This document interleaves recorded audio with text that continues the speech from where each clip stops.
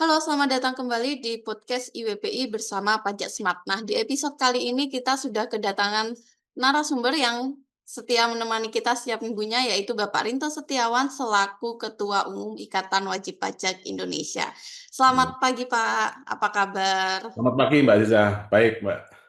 Nah, di Hmm. episode kali ini kita akan membahas nih terkait fatwa MUI ya, Pak ya. Yang mana ini berdasarkan dari pernyataan Mahfud MD beberapa waktu lalu yang memicu perdebatan di mana beliau menyinggung fatwa NU Hmm. yang menyebut bahwa masyarakat itu tidak wajib membayar pajak apabila pemerintah dinilai tidak mampu Hmm. memberantas penyalahgunaan wewenang yaitu korupsi. Nah, untuk lebih lanjutnya lagi kita akan ngobrol banyak bersama Pak Rinto. Sebelumnya silakan Pak Rinto untuk di-share materinya, Pak. Terima kasih Mbak Aziza. Jadi materi kali ini memang terkait dengan pernyataannya Pak Mahfud MD, cuman ini NU akan mengeluarkan fatwa jika pemerintah tidak bisa membatasi korupsi gitu Mbak. Jadi belum ada Oh, fatwanya. oke. Jadi Pak Mahfud MD itu mengutarakan pendapatnya bahwa seharusnya, kasarannya gitu Mbak ya, seharusnya NU mengeluarkan fatwa rakyat tidak usah membayar pajak jika pemerintah tidak membayar korupsi, apa tidak bisa memberantas korupsi. Ini berdasarkan saya share screen dulu, Mbak.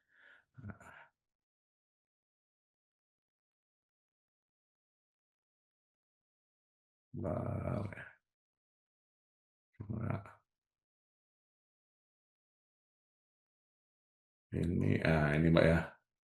Nah, ini Mbak ya, ini ada dari media sosial seperti ini Mbak ya, Mahfud MD, jika korupsi tidak diberantas, NU siap keluarkan fatwa rakyat stop bayar pajak. Ya, share materi kami.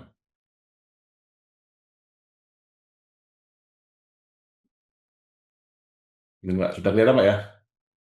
Nah, ini menanti fatwa NU agar rakyat bebas membayar pajak, Mbak. Nah, paradoks pemberantasan korupsi dan retaknya kepercayaan publik.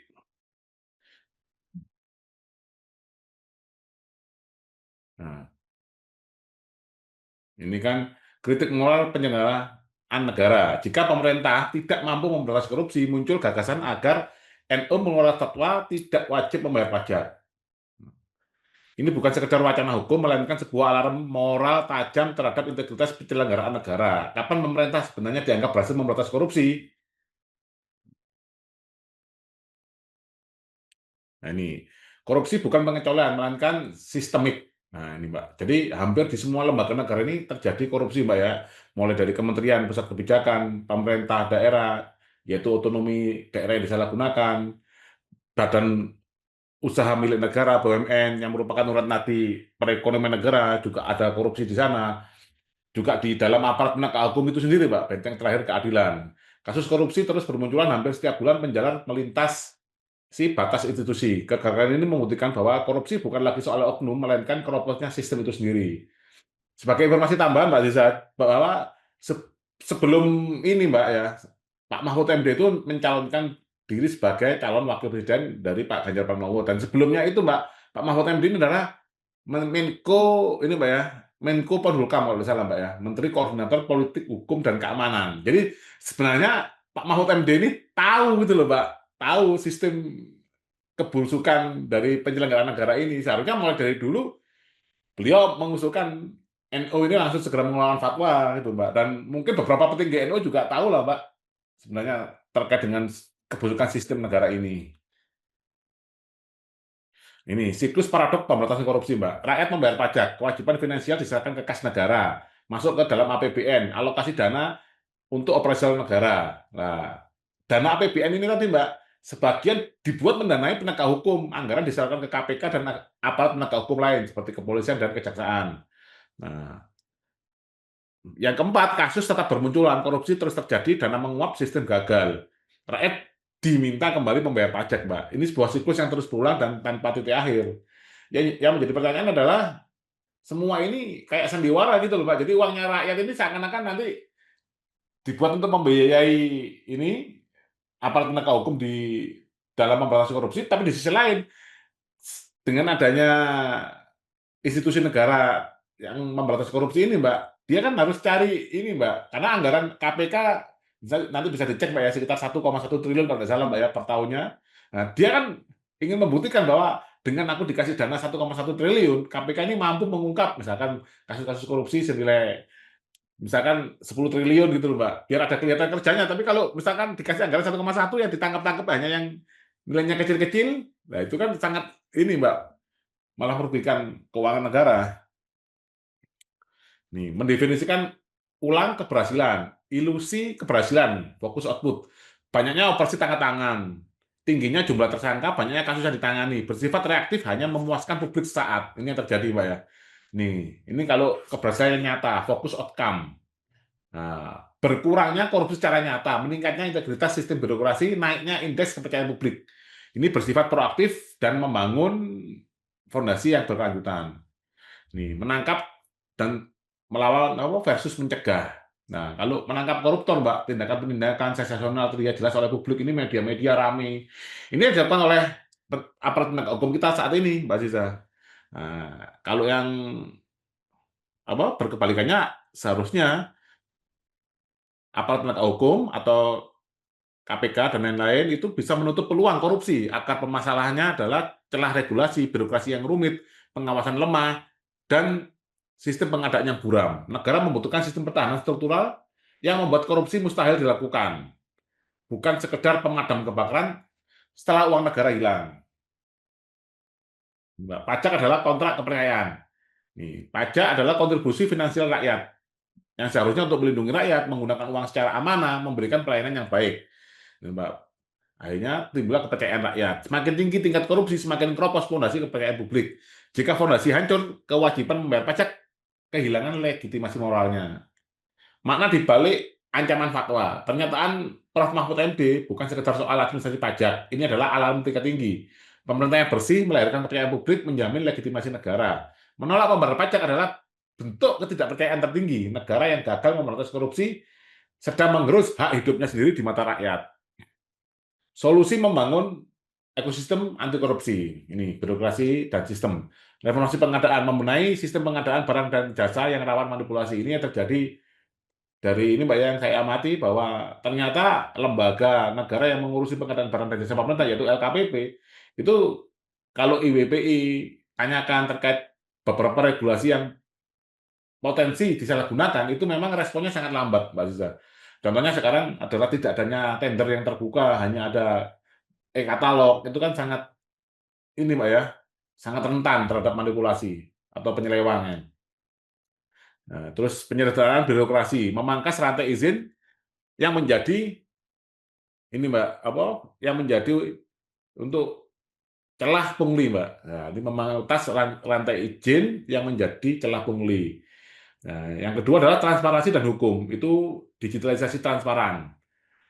Membatasi interaksi fisik yang membuka ruang suap. Nah, ini jadi ini, Mbak ya, semua sistem pelayanan publik itu dibuat digital. Kepastian hukum, penegakan aturan yang mengikat tanpa tebang pilih. Ini kemarin juga ada pernyataan dari Pak Presiden bahwa tidak ada yang boleh kebal hukum di hari ulang tahun Polri, Mbak ya. Tapi kenyataannya dalam proses ini, Mbak ya, pencari keadilan di bidang perpajakan itu sangat susah, Mbak ya, karena mulai dari proses gugatan itu nanti ke pengadilan pajak itu juga ketemu adalah mantan orang DJP. Kalau kita proses keberatan itu akan ditangani di orang di Kanwil yang notabene adalah temannya pemeriksa pajak. Kalau kita melakukan banding juga ketemu lagi di pengadilan pajak seperti itu, Mbak Liza. Yang ketiga adalah pengawasan dan evaluasi. Pengawasan masyarakat melibatkan publik secara partisipatif. Evaluasi lembaga menilai KPK atau apa berdasarkan penurunan tingkat korupsi, bukan sekedar jumlah perkara. Ini yang menarik, Pak ya, yang terjadi di APH itu kalau berhasil mengungkap perkara banyak itu malah prestasinya di situ, Pak. Nah, rakyat tidak keberatan membayar pajak, yang dipersoalkan adalah ketika pajak terus dipungut tetapi korupsi terus berulang, betul, Mbak. Jika syarat utamanya adalah pemerintah harus mampu memberantas korupsi, kapan rakyat dapat mengatakan bahwa syarat itu telah terpenuhi? Seperti itu, Mbak Iza. Oke, Pak. Nah, saya mau tanya nih, Pak, kenapa sih, Pak, menurut sudut pandang Pak Rinto ya, kenapa korupsi di Indonesia itu seolah nggak pernah habis, padahal kan pelakunya terus ditangkap seperti itu. Nah, tadi disebutkan juga dalam solusi bahwa harus ada pembangunan ekosistem anti korupsi nih. Ya. Berarti ini itu terjadi karena sistemnya ya, Pak, ya, bukan karena orang-orangnya atau seperti apa, Pak? Jadi kalau kita mencari permasalahan di Indonesia ini, Mbak Aziza ya, ini berdasarkan pengamatan saya sebagai praktisi di bidang perpajakan di bidang ini, Mbak ya, apa, di bidang hukum dan lain-lain, di bidang bisnis juga saya terlibat di situ, Mbak Aziza. Memang yang terjadi itu di samping sistemnya yang jelek, memang orang-orangnya banyak yang tidak berintegritas dan sekarang banyak orang yang tidak berintegritas malah menduduki jabatan-jabatan yang tinggi seperti itu, Mbak Aziza. Jadi memang kita harus dua-duanya seperti itu, Mbak. Jadi di samping membenahi sistem, kita juga harus mendidik. Tapi kalau kita ngomong nanti membenahi manusianya, ya nggak harus semuanya manusia harus benahi dulu. Jadi harus ada orang yang berkorban untuk orang-orang yang berjiwa ini, Mbak ya, berjiwa besar itu mengorbankan dirinya untuk membuat sistem, Mbak. Jadi pengorbanan sekarang itu adalah kita perlu orang-orang yang berjiwa besar itu untuk merubah sistem dulu, Mbak. Merancang konsep sistem seperti apa yang sebaiknya cocok untuk negara kita Indonesia ini, Mbak. Karena dengan adanya contohnya, Mbak ya, adanya KPK, Komisi Pemberantasan Korupsi tadi, Mbak. Itu kan berarti kan menandakan bahwa kita ini sebenarnya senang adanya korupsi kan gitu, Mbak. Seharusnya kan KPK dibubarin. Kalau KPK dibubarin, berarti kan korupsi sudah sedikit. Nah, toh kan sudah ada kejaksaan dan ada kepolisian. Nah, kalau sekarang kan kayak semacam lomba, Pak ya. Kalau sekarang kejaksaan yang kita lihat di televisi dan di media-media, itu kalau ada tangkap atau OTT, itu kan langsung uangnya ditawaru itu, Pak ya, berapa triliun itu, Pak. Wah, nah itu kan uang beneran apa enggak kan kita juga nggak tahu, Pak. Seperti itu, Pak. Oke, nah Pak, terakhir nih Pak, mungkin solusi apa sih Pak yang paling mendesak yang bisa dilakukan untuk karena melihat kondisi saat ini ya Pak ya, dari Ikatan Wajib Pajak Indonesia itu seperti apa Pak?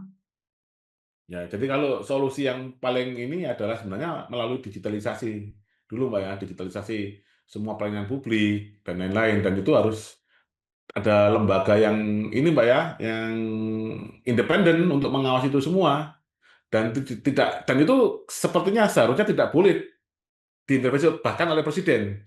Seperti itu, Mbak Aziza. Karena nanti semua ini muaranya ke presiden, Mbak. Nanti semua yang membuat aturan kayak contohnya pengadaan barang dan jasa pemerintah itu dasarnya pakai Perpres, Mbak. Aturan detailnya di Perpres. Jadi memang harus ada yang independen, bahkan ini harus tidak bisa juga disentuh oleh presiden. Tapi kalau KPK ini kan diangkat oleh presiden sekarang ini, Mbak Aziza. Nah ini kan hanya, makanya saya bilang tadi, Mbak, hanya kayak semacam sandiwara saja, Mbak. Ini adanya lembaga korupsi, oh rakyatnya senang ada yang ditangkap, berita medianya juga senang gitu loh, Mbak. Kan siklusnya seperti itu, Mbak. Jadi perlu direnungkan, Mbak, untuk ada lembaga yang bisa mengawasi digitalisasi terkait dengan pelayanan publik tadi, tapi itu sarannya harus di atasnya presiden, Mbak, kalau bisa, Mbak. Dan syaratnya proses bisnisnya yang paling penting ya Pak ya, jangan sampai kembali kayak Kortex kemarin ya Pak ya? Iya, betul, Pak, Hmm. Oke Pak, terima kasih Pak Rinto untuk episode kali ini, kita akan bertemu lagi di episode selanjutnya ya Pak ya. Nah, dan untuk teman-teman jangan lupa like, comment, share, subscribe channel ini supaya channelnya bisa berkembang dan sampai jumpa lagi di episode berikutnya. Terima kasih.